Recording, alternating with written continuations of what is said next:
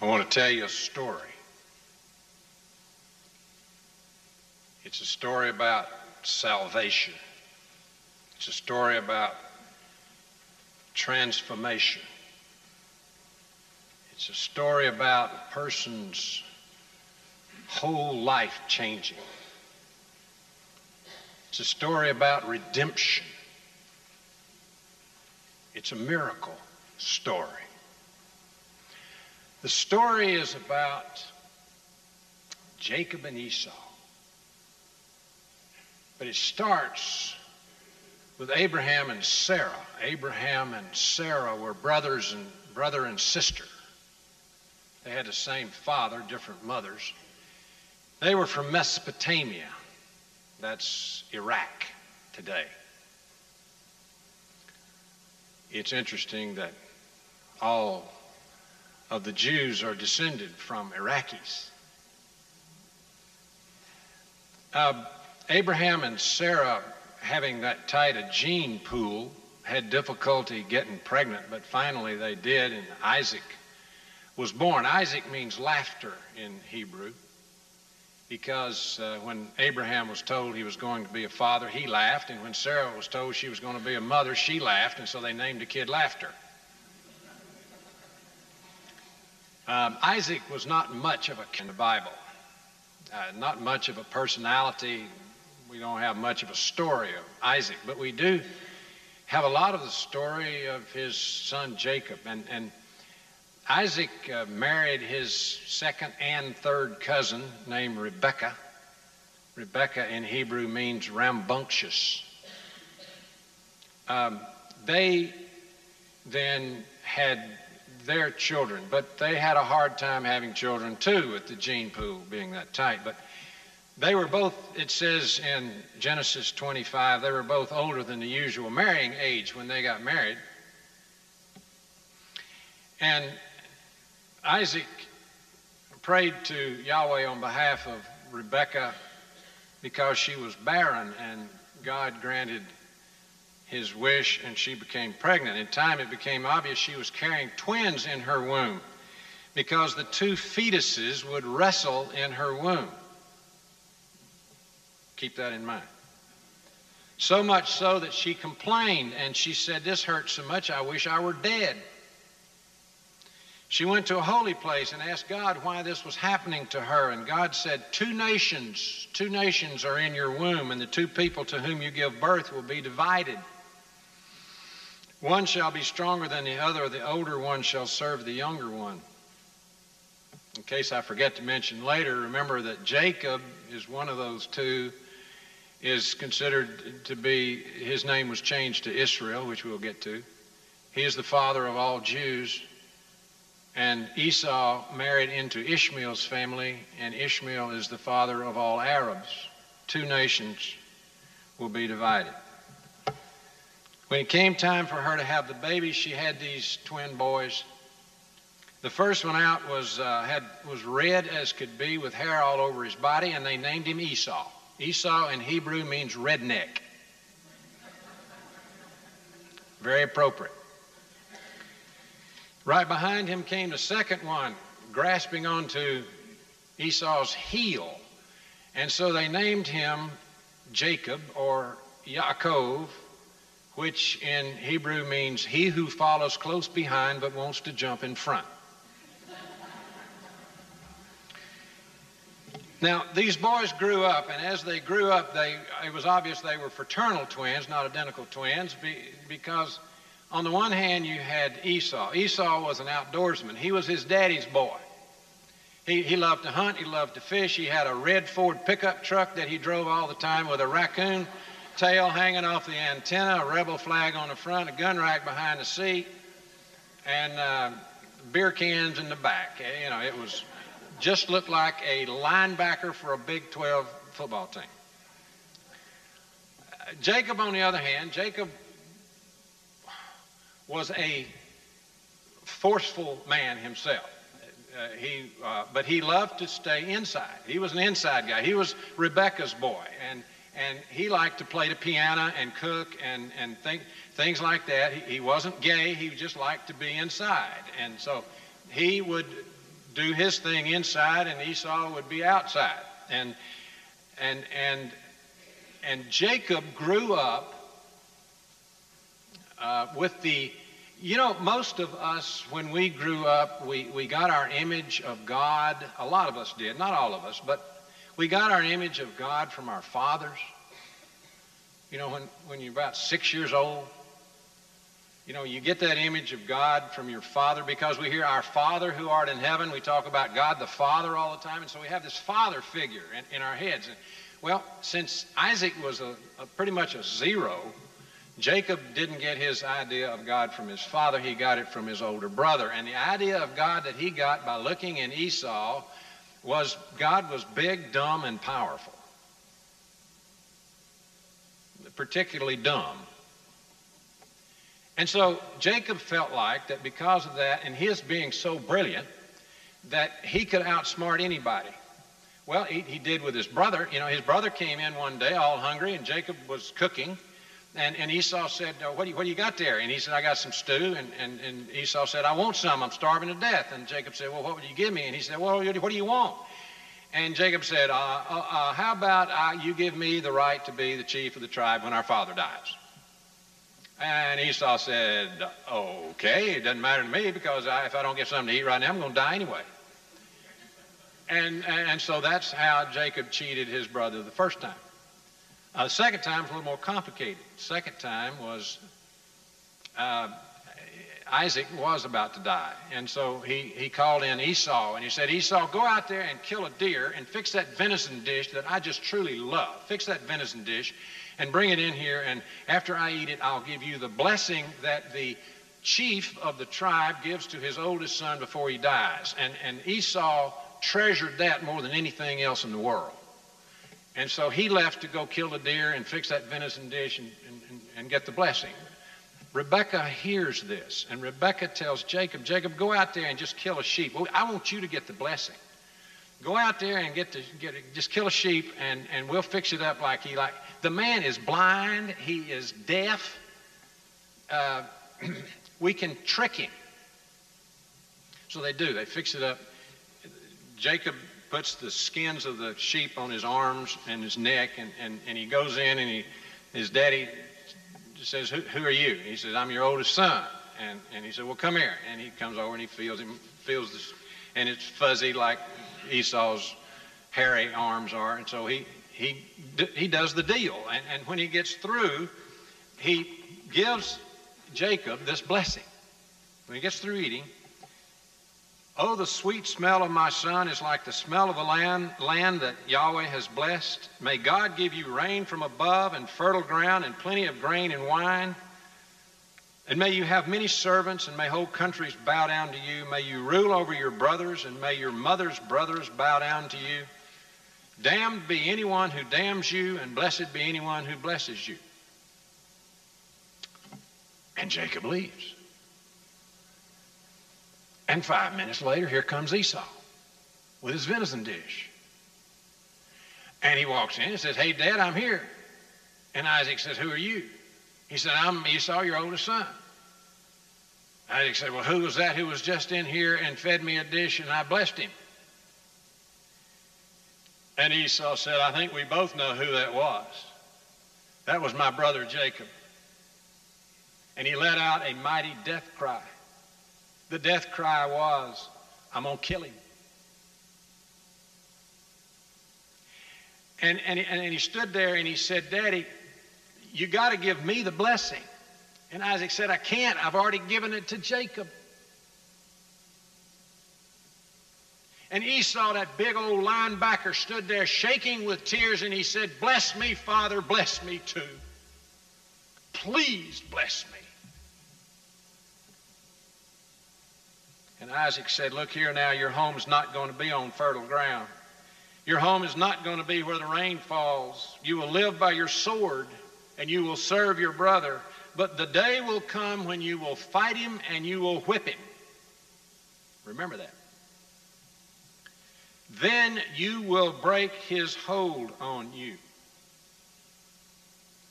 Well, Rebekah heard this death cry, heard him say he was going to kill Jacob.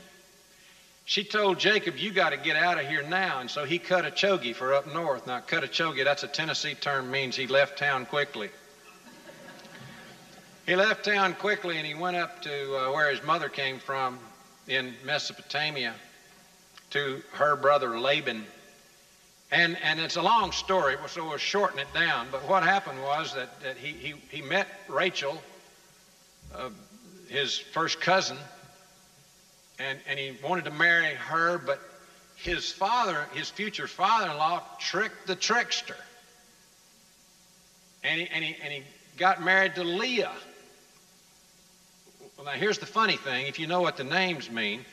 Leah in Hebrew means heifer. Rachel means ewe lamb. And so he now has two wives, and then he gets two concubines. Each of his wives puts a concubine in the harem. And Rachel, who really doesn't love him, puts her concubine in there, and her name is Bilhah, which means worn out.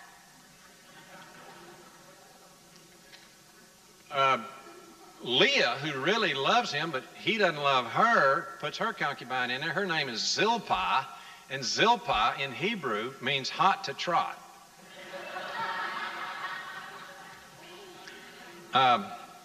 They begin having babies, and they have 11 babies, and the 12th one is not born yet, but we have 11.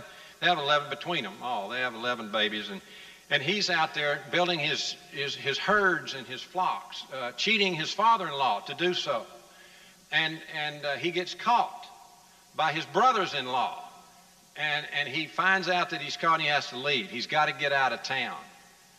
And it means he's got to go back down south again. He's got to go back where he came from. And so he leaves with his wives, his concubines, his 11 children, his flocks, his herds, his herdsmen, his shepherds, and they're going back down south. Well, that kind of movement attracts news reporters, and the word gets to his brother Esau, his twin brother, who has been ensconced down in the south part, out in there in the sandy desert, who hears he's coming and has sworn to kill him, and so he gets 400 fighting men and he moves north to meet him. Jacob has 0 fighting men. It's going to be a one-sided affair. And as they go closer and closer together, they finally meet. On the east side of the Jordan River, there's a little stream that comes in. It's called the Brook Jabbok. Jabbok. Jabbok is an onomatopoeia word. It means what it sounds like. Jabbok, jabbok, jabbok, jabbok, jabbok. If you say that enough, it sounds like water being poured out of a flask, and that's what it means, poured out. That's what jabbok means. And so they're coming together, and Jacob and his crowd are on the north side of the Jabbok, and Esau and his crowd are on the south side of the Jabbok. And that night, we have a record of a very interesting meeting. Jacob sends his group across to the south side of the Jabbok. He stays on the north side by himself, and it says an angel showed up and wrestled with him the rest of the night. Now, an angel in Hebrew at that time is not a being, a divine being that flies around with wings and so forth. An angel is a human being who represents God and speaks on behalf of God. And Jacob's representation of God was in his brother Esau. This is Esau who shows up. Esau shows up to wrestle with Jacob, man to man, mano a mano, on this night. Remember, 2 fetuses are wrestling in your womb. Remember, Isaac said, one day you'll fight him and you'll whip him. That fight takes place right there that night. And eventually, Esau throws Jacob's hip out of joint. And he wins it. All Jacob can do is grab a leg and do a leg ride. Those of you who wrestle understand leg ride is just a delaying tactic. And finally, Esau said, let me go. The sun's about to come up and they're going to see us over here. We're supposed to have a big public meeting in the morning. This is just a private thing here. Let me go. And Jacob said, I'm not going to let you go until you bless me. And Esau says to him, what's your name, boy? He knows good and well what his name is. He just wants to hear him say it. And he says, my name is he who follows close behind but wants to jump in front. And his brother said, it's not going to be your name anymore. Your name from this point on is going to be Yisrael, Israel, which in Hebrew means he who wrestles with his concept of God. The nation Israel means one who wrestles with his concept of God. And so they part. And the next day it's time for the public meeting. And I want to describe that public meeting for you. I want to describe it this way. There stands Esau. Behind him are 400 fighting men. Here stands Jacob. He gets out in front of his family. You have these concubines and their children right behind him. Then behind them are Leah and her children, and behind them is Rachel, his beloved, and her one child, Joseph. Benjamin's not yet born. And he's in front. And he's about to be killed by Esau and his 400 fighting men. And Jacob gets down on his belly and crawls in the Middle Eastern death crawl toward his brother. And he is begging for Esau not to kill his children. He's not begging for his own life. He knows his own life's over. He's a dead man. He's begging for his children's life, because if he kills his children, he's killed his entire progeny and his tribe ends. And he's crawling on his belly when something miraculous happens.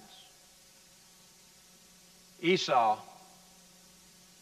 picks up his robes, runs to his brother, and picks him up out of the dust and hugs him and kisses him. And they cry on each other's shoulders. Now let me tell you that in addition to just that emotional piece right there, there's more to that. Because the chiefs in those times wore long robes, longer than mine, that dragged the ground so that you could not see their feet or ankles, because it was a disgrace for a chief to show his feet or ankles. They were legendary in terms of their sexual prowess, and they were never supposed to show their feet or ankles. He picked up his robe and he showed his feet and his ankles, and he ran to his brother, disgracing himself in front of 400 fighting men who would never let him live that down. And he picked up his brother and he hugged him and he kissed him, and they cried on each other's shoulders. And Jacob pushed himself back from his brother, took his face in his hands and said, "My brother, in your face I see the face of God." And no longer did he see God as being big, dumb, and powerful, but now he saw God as being loving and compassionate and forgiving and sacrificing. And Jacob, from that moment, was a changed man. Jacob named that place Peniel, which means the face of God. And he said, I name it that because I have seen God face to face and I have experienced salvation. His concept of God was changed that day. He was now Yisrael, one who has wrestled with his concept of God. He was now a new creature. He now had a new purpose. He had a new identity. He was not who he was. He is now a new creation. It's a miracle. I want to ask you two questions. Two questions. The first question is this.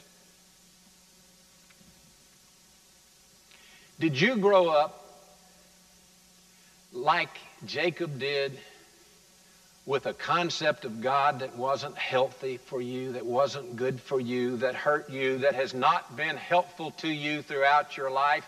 I did. I grew up with a concept that God was the all-seeing eye watching me, the judgmental God, the God who punished me for every little thing I did. That concept of God hurt me. Did it you? If it did, I encourage you today to look for the face of God elsewhere. You may find it as Jacob did that day in Esau's face. Look at some people in this congregation. As I've worked with the session, as I've worked with the clergy leadership of this church, the staff of this church, and as I've known many of you personally, I can say that there are some faces of God in this congregation. Look there. But let me also say, a good place to look to see a healthy face of God is in the face of Jesus. There's love there. There's compassion. There's forgiveness. There is sacrifice. Now the second question is this. There are thousands of people in Oklahoma City who need to see the face of God, and if they come and they take your face in their hands, what kind of face, what kind of God will they see? Will they see a loving God, or will they see an angry God? Will they see a forgiving God, or will they see a judging God? Will they see a kind God, or will they see a mean God? What kind of God would they see if they took your face in their hands and were looking for the face of God? And you can't do it with makeup. It's got to be real. It's got to come from deep down in your heart. It's got to be genuine. And I'm going to tell you, if you have children or grandchildren, never mistake the fact that they are looking right in your face right now. What are you showing them? What are they going to remember when they grow up? Are they going to see the face of God you want them to see in your face? I pray the day will come, and that right soon, when somebody will come to you, take your face in their hands and say, in your face, I see the face of God. Amen.